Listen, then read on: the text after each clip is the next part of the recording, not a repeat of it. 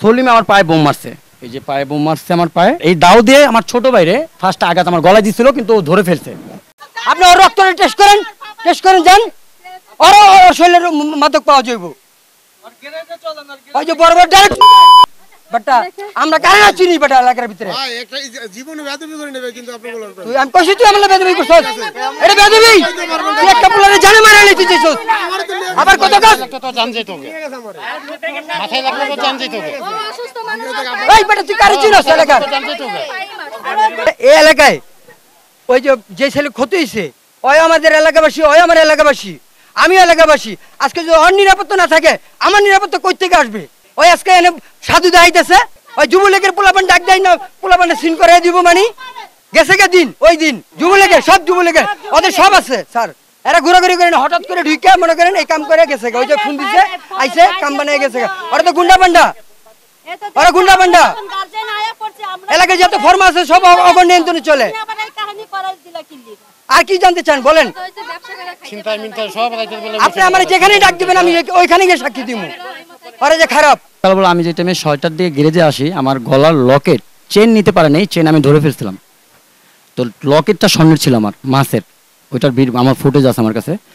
তো ওই টাইমে আবার আমার মিটারের টাকা শেষ হয়ে গেছিলো, ওই টাইমে বাইরের ফুটেজটা আমি জানি না যে আমার মিটার টাকা শেষ হয়ে গেছে, তো বাইরের ফুটেজটা আমি নিতে পারিনি।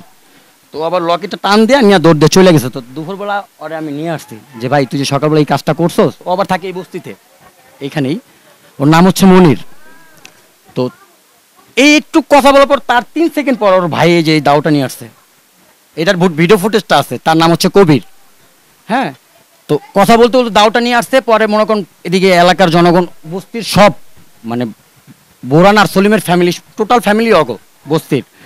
তো আমি বের হয়েছি, তার 4-5 সেকেন্ড পর সলিমে আর বোরান অস্ত্র নিয়ে আসছিল, হুন্ডা নিয়ে, হেলমেট পরা ছিল ঢালের উপরের দিকে, আরেকজন বলছে আমি দেখিনি।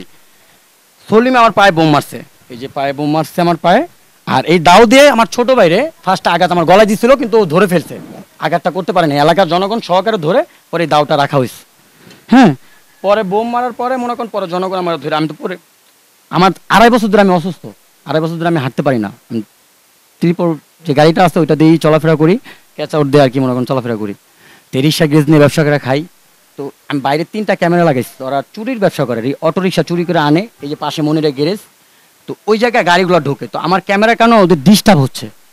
এই জায়গায় মনে করেন যেমন সলিম, বোরান, এদিকে আরও কিছু লোক আছে, কবির, মনির, মেন হচ্ছে সলিম আর বোরান, আর ডনের এখানেও কয়েকজন আসে, এখানে বৈশা মনে করেন গাঁজা টাজা খায়, চুরির রিক্সা যারা চুরি করে, মূল সূত্র হচ্ছে ওরা চুরি করে, আমার ক্যামেরার জন্য ডিস্টার্ব হয়, এই কারণে আমার এই কাজটা করা।